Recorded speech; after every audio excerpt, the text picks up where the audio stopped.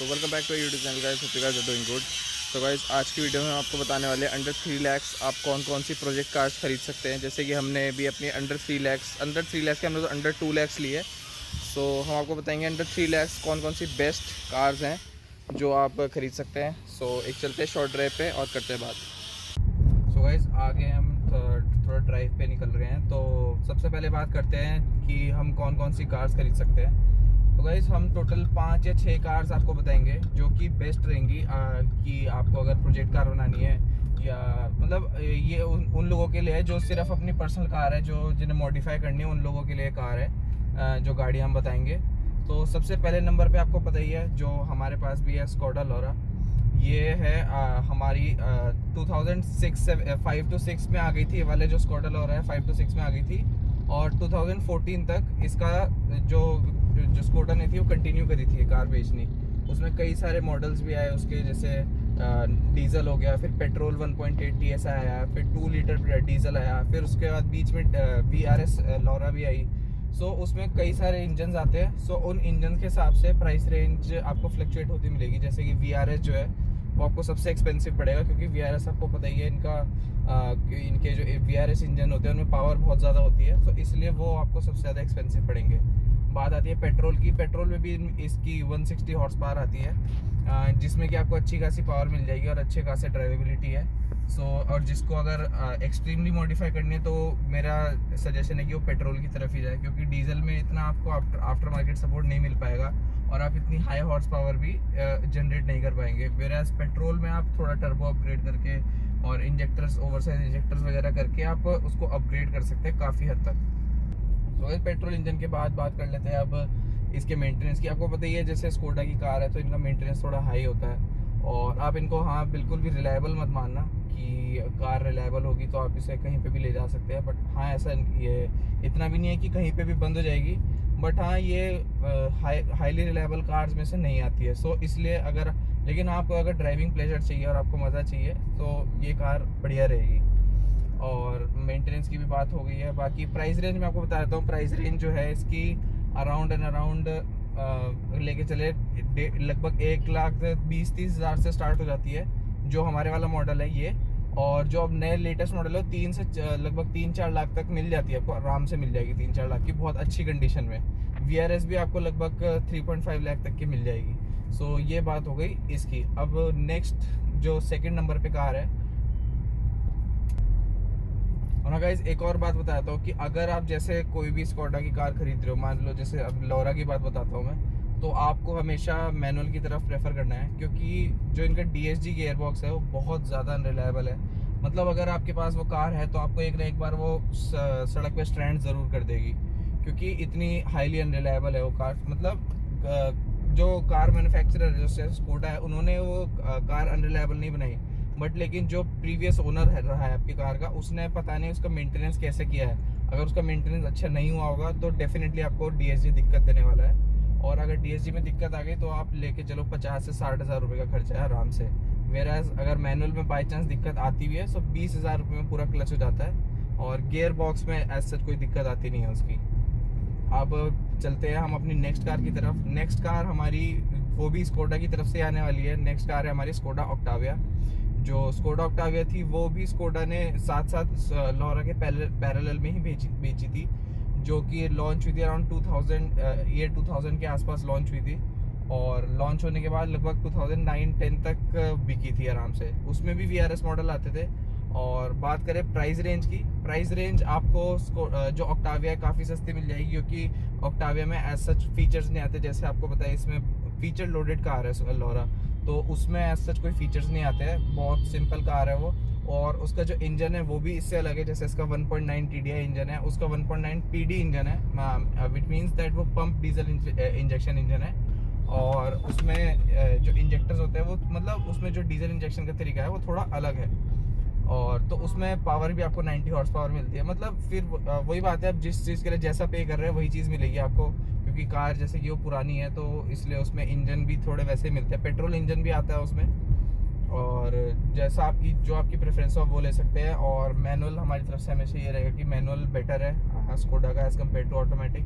हाँ, आपको ऑटोमेटिक में कन्वीनियंस वगैरह मिल जाता है, बट अगर आपको रिलायबिलिटी और आपको फन टू ड्राइव फैक्टर चाहिए तो मेरे ख्याल से सबसे बेटर मैनुअली रहेगा। और बाकी अगर स्कोडा ऑक्टाविया की प्राइस रेंज की बात कर ले तो ऑक्टाविया की प्राइस रेंज आजकल 10 साल और 15 साल वाला रूल है, तो उस रूल के हिसाब से अब जो गाड़ियाँ है वो कटने लगी है काफ़ी ज़्यादा। तो आपको आराम से 70-80 हज़ार से लेके 2 लाख तक की बहुत मिंट कंडीशन की ऑक्टाविया मिल जाएगी। तो इस प्राइस रेंज की भी बात हो गई ऑक्टाविया की। बाकी एक और चीज़ बताता हूँ कि जैसे ऑक्टाविया में जो इंजन आते थे वो एक तो 1.9 लीटर पीडी ये वाला, मतलब इससे अलग थोड़ा था वो इंजन, उसका इंजेक्शन मेथड थोड़ा अलग था। और जो उसमें पेट्रोल इंजन आता था वो था हमारा VRS मॉडल का, जो VRS में 148 हॉर्स पावर आपको मिलती थी, जो कि आज भी बहुत रिस्पेक्टेबल हॉर्स पावर है। सो उस हिसाब से बढ़िया गाड़ी अगर आपको मिलती है, लगभग 2-2.5 लाख की आपको आराम से मिल जानी चाहिए वो ऑक्टाविया। बाकी आपको सस्ती से मिल रही है क्योंकि एक तो गाड़ी पुरानी बहुत हो गई है और ऊपर से उसमें ऐसा कोई फीचर भी नहीं है, और थोड़ी गाड़ी वाली सस्ती भी आती थी एज़ कम्पेयर टू लॉरा। तो गाइस ऑक्टाविया की बात हमने कर ली है। ऑक्टाविया भी एक काफ़ी अच्छा ऑप्शन रहता है। बाकी मेंटेनेंस वगैरह इनका भी सही रहता है। और अगर आपको बात रहे वायरिंग वगैरह की तो ऑक्टाविया में एज सच वायरिंग का इतना ज़्यादा इशू नहीं है अगर लॉरा से कंपेयर करते हैं तो, क्योंकि लॉरा में बहुत ज़्यादा इलेक्ट्रॉनिक्स उसमें है बट काफ़ी मिनिमल लेवल पे है, जो कि नॉर्मली एक इंसान समझ सकता है। अब नेक्स्ट कार की बात कर लेते हैं। नेक्स्ट कार आती है हमारी होंडा सिटी। होंडा सिटी में भी 2 जनरेशन की बात करूँगा मैं एक ही सेक्शन में। सबसे पहले आती है होंडा सिटी की जो टाइप 2 आती थी हमारी, फोटो मैं अभी यहाँ पे डाल दूंगा, आप देख लीजिए। जो टाइप 2 आती थी इसमें भी 2 इंजन आते थे। एक तो हमारा 1.5 लीटर नेचुरली एस्पिरेटेड जो GDI इंजन हुआ करता था, जिसमें VTEC नहीं हुआ करता था, क्योंकि ये कंपनी ने तब निकाला था which was more incline towards fuel economy, ताकि उनको फ्यूल इकोनॉमी बेटर मिले। सो इसलिए उन्होंने ये वाला इंजन निकाला था, बट ये वाला इंजन भी उनका इतना सक्सेसफुल नहीं था। बट हाँ, अगर रिलायबिलिटी की बात करें और नॉर्मल अगर आपको चलानी है गाड़ी तो उसके लिए काफ़ी बढ़िया है। अगर आपको लुक्स वाइज वगैरह गाड़ी चाहिए, क्योंकि आपको पता है टाइप 2 होंडा सिटी एक अपने आप में एक नाम है जो काफ़ी चला हुआ नाम है, तो आपको पता ही है गाड़ी दिखने में भी अच्छी दिखती है। और अगर आपको मॉडिफाई करना है तो आफ्टर मार्केट सपोर्ट भी ठीक ठाक है, और ट्यूनिंग कैपेबिलिटी भी है उस कार की, कोई ट्यूनिंग कैपेबिलिटीज़ भी काफ़ी अच्छी खासी है। ये नॉर्मल वाले इंजन की बात कर रहा हूँ जिसमें VTEC नहीं आता था। तो अब बात कर लेते हैं, उसी में एक VTEC इंजन में आया था जो कि लगभग जब टाइप 3 लॉन्च होने वाली थी तभी बिल्कुल एंड में उन्होंने लॉन्च किया था VTEC।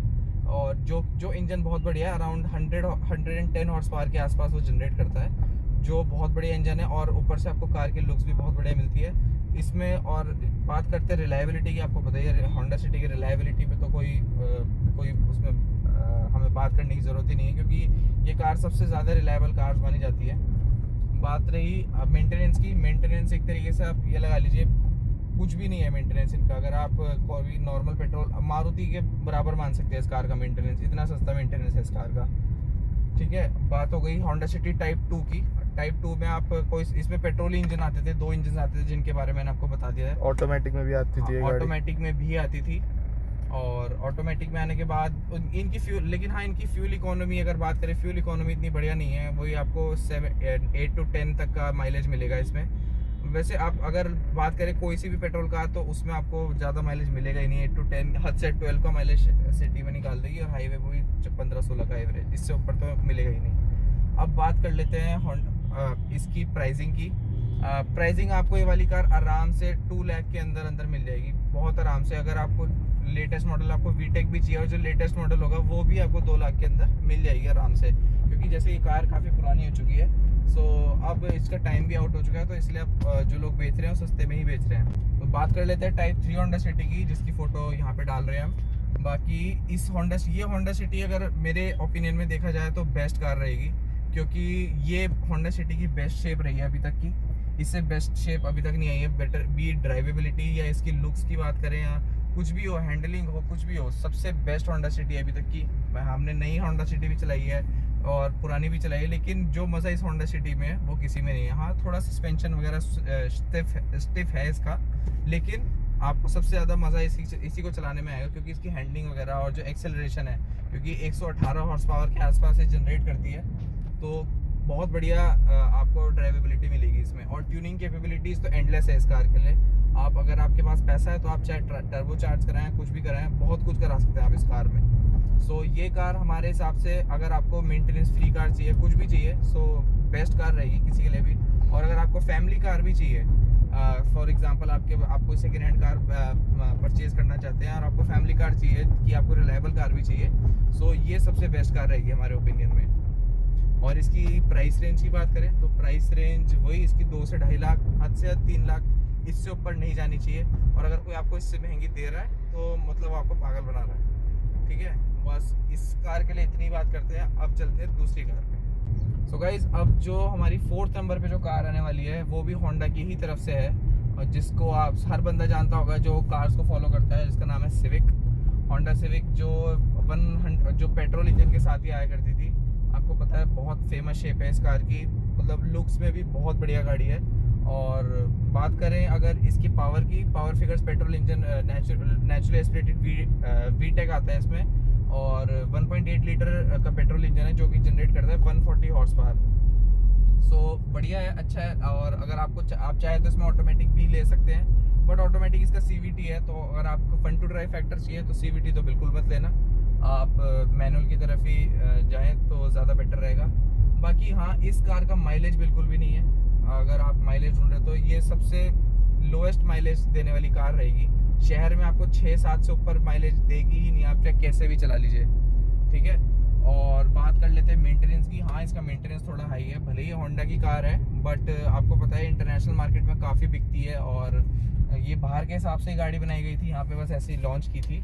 सो उस हिसाब से इसका मेंटेनेंस काफ़ी हाई है, इसके पार्ट्स वगैरह भी काफ़ी महंगे पड़ते हैं। बाकी इसके पार्ट्स की अवेलेबिलिटी भी आजकल थोड़ी कम हो चुकी है, क्योंकि जैसे कि कार काफ़ी टाइम हो गया डिसकंटिन्यू हुए, और होंडा की जो नई सिविक है वो भी डिसकंटिन्यू हो गई है। तो इसके काफ़ी पार्ट्स हैं जो अभी अवेलेबल नहीं हो पाते हैं। बाकी हाँ, आफ्टर मार्केट सपोर्ट इसके लिए बहुत ज़्यादा है। आपको पता है केरला साइड अगर आप देखें तो बहुत लोग मॉडिफाई करते हैं इस कार को। सो गाइस, हम बात कर रहे थे जैसे कि होंडा सिटी की, तो होंडा सिविक की। तो होंडा सिविक में मेंटेनेंस का मैंने आपको बता दिया, मेंटेनेंस थोड़ा हायर साइड रहेगा। बाकी आफ्टर मार्केट सपोर्ट आपको बहुत बढ़िया मिलेगा, क्योंकि आपको पता है केरला साइड इसको बहुत लोग मॉडिफाई करते हैं। आपको बॉडी किट्स वगैरह बहुत बढ़िया मिल जाएंगी इस कार के लिए। और जो इस कार की जो मतलब क्या बोलते हैं, जो यूनिवर्सल, हम इसमें चीज़ें काफ़ी यूनिवर्सल चीज़ें फिट कर सकते हैं, क्योंकि इसमें अलॉय व्हील वगैरह का जो PCD वगैरह है वो काफ़ी अच्छा मैच कर जाता है इसमें। सो इसलिए ये ट्यूनर लोगों के लिए बहुत बढ़िया कार है। अगर आपको मॉडिफाई करनी है, आपको पर्सनल चलानी है, तो उसके लिए बहुत बढ़िया कार है।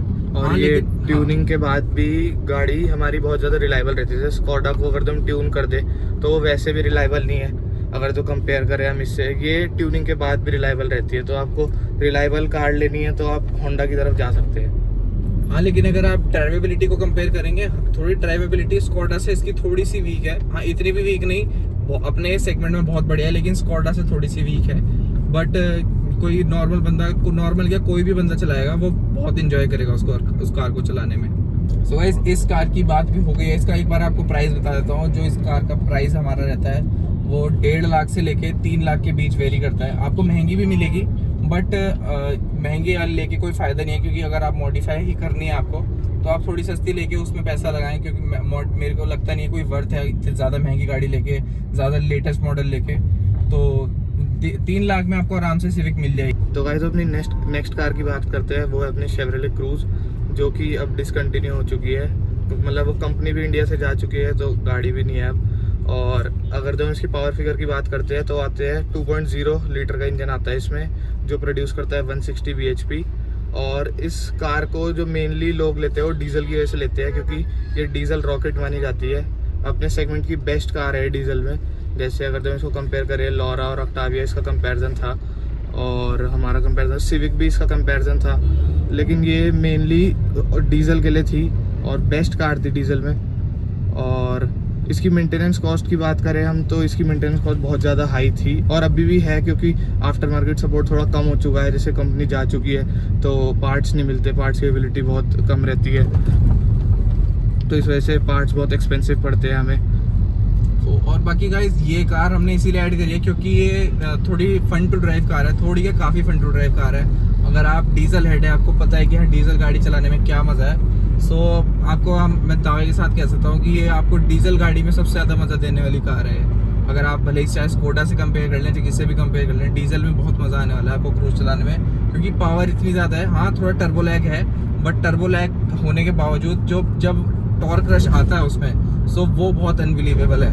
सो इसलिए हमने इस कार को ऐड किया है। बाकी अगर आप ये कार अगर आपको लेनी है तो आप इसे एज अ सेकेंडरी कार ही रखना, क्योंकि ये आपको पता है कि इस कार की ना तो रीसेल है, बिल्कुल भी नहीं है इस कार की रीसेल, और रीसेल ना होने के बाद और अगर आप इसे बाद में लेके बेचना भी चाहें तो इसके आपको कस्टमर्स भी थोड़े कम मिलेंगे, क्योंकि फिर हर बंदा ये सोचता है कि क्योंकि हमारी जो ये कंपनी है शेवरले जो इंडिया छोड़ के चली गई है, सो इस वजह से बंदे से खरीदना पसंद नहीं करता। लेकिन जो ट्यूनर लोग हैं उनको उस चीज़ से फ़र्क नहीं पड़ना चाहिए, क्योंकि उनको ड्राइविंग से मतलब है, तो इसलिए हमने इस कार को रखा है। अब बात कर लेते हैं प्राइसिंग की। प्राइसिंग इसकी आपको वही 2 से 3 साढ़े 3 लाख तक की मिलेगी, आपको आराम से मिल जाएगी, क्योंकि इसके जो रीसेल है बहुत ज़्यादा वैल्यू डाउन हो चुकी है, तो इसलिए आपको इतने प्राइस रेंज में मिल जानी चाहिए। और ये गाड़ी बेस्ट परफॉर्मेंस अपनी मैनुअल में ही देती है, क्योंकि ऑटोमेटिक में इसमें काफ़ी लैग आता है, तो आपको अगर जो खरीदनी है तो ये भी मैनुअल में खरीदना। हाँ बिल्कुल मैनुअल में लेने हैं। सो गाइस हम आपको बता ही चुके हैं कार्स कौन कौन सी लेनी चाहिए। बाकी हमने 6-7 गाड़ियाँ बताई हैं आपको लगभग, तो उसमें से आप इन गाड़ियों में से कोई भी ले सकते हैं। हाँ ये गाड़ियाँ आप अपनी सेकेंडरी कार ही रखें सिर्फ मॉडिफाई करने के लिए और मज़े लेने के लिए, तो ही ज़्यादा बेटर रहेगा, क्योंकि आपको पता है गाड़ियाँ ज़्यादा रिलायबल होती नहीं है except for Honda city. Honda city हमने इसलिए ऐड करी क्योंकि one of the best car है होंडा सिटी, से इसीलिए ऐड करी है। बाकी ऐड करने को हम आजकल जो गाड़ियाँ आ रही है जैसे पोलो, वेंटो या कोई भी गाड़ी हो गई, वरना हो गई, i20 हो गई, हम ये भी ऐड कर सकते थे। बट हाँ पोलो वेंटो आप ज़रूर ले सकते हैं, लेकिन पोलो वेंटो आज भी आ रही हैं और सबको पता है गाड़ियाँ कैसे चलती हैं और आज भी बिक रही हैं गाड़ियाँ। हाँ हालांकि पोलो डिसकंटिन्यू हो चुकी है, लेकिन फिर भी 2022 तक पोलो बिकी है, तो लोगों को पता है वो गाड़ी कैसे चलती है और क्या उसका कैरेक्टर है, मोस्टली लोगों को पता है। सो अगर आपको ट्रूली कोई कार इंजॉय करनी है, सो ये जो हमने 6-7 गाड़ियाँ बताई है, आप इनमें से कोई गाड़ी ट्राई कीजिए तो सबसे बढ़िया रहेगा। बाकी बस इतना ही रखते हैं आज की वीडियो के लिए। अगर वीडियो आपको पसंद आई हो तो वीडियो को लाइक करना और चैनल को सब्सक्राइब करना। सो मिलते हैं नेक्स्ट किसी ऐसी वीडियो में। Thank you watching the video guys.